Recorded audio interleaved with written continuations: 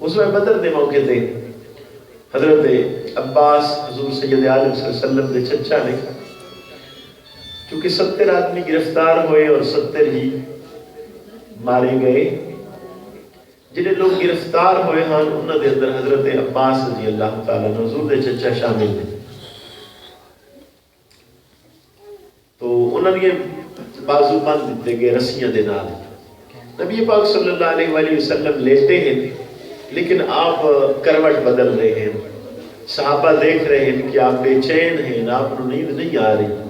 عرض کی تھی یا رسول اللہ صلی اللہ علیہ وسلم آپ آرام نہیں فرما رہے۔ آپ نے ارشاد فرمایا میرے چچا دے بازو بننے ہوئے ہیں، میرے دل میں تکلیف ہوتی ہے۔ چچا کافر ہے، کلمہ گو نہیں ہے، لیکن دل میں جو درد ہے۔ تو صحابہ نے کہ یا رسول اللہ صلی اللہ علیہ وسلم آپ پسند کر دے ہو تو ایسی رسیاں ڈھیلیاں کر دینے ہاں، کھول دینے ہاں۔ فرمایا اس طرح نا انصافی ہوئے گی تو کی کیتا جائے کہ سب دیا رسیاں ڈھیلیاں کر دیں، جتنے بھی قیدی ہیں برابری کا سلوک ہو جائے۔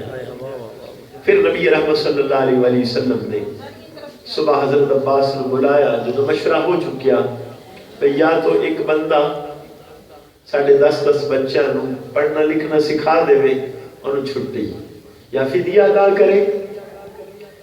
تو نبی پاک صلی اللہ علیہ وسلم نے اپنے چچا نو بلایا کہ چچا عباس پیسے دے کے فارغ ہو جاؤ۔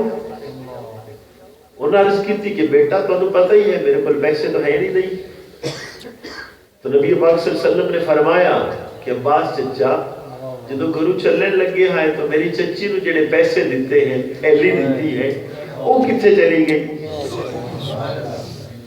انہوں فوراً ہی کلمہ پڑھا، دیر ہی نہیں لگائی، اشہدو ان لا الہ الا اللہ وحدہ لا شریک لہ واشہدو ان محمدًا عبدہ ورسولہ۔ کہ احساس ہو گیا کہ اتنا دور میرا گھر ہے، تنہائی دے اندر میں تھیلی دے رہے ہاں اپنی بیوی نو، تو اس کا پتہ چل رہے ہیں تو یقیناً اللہ دے نبی ہے۔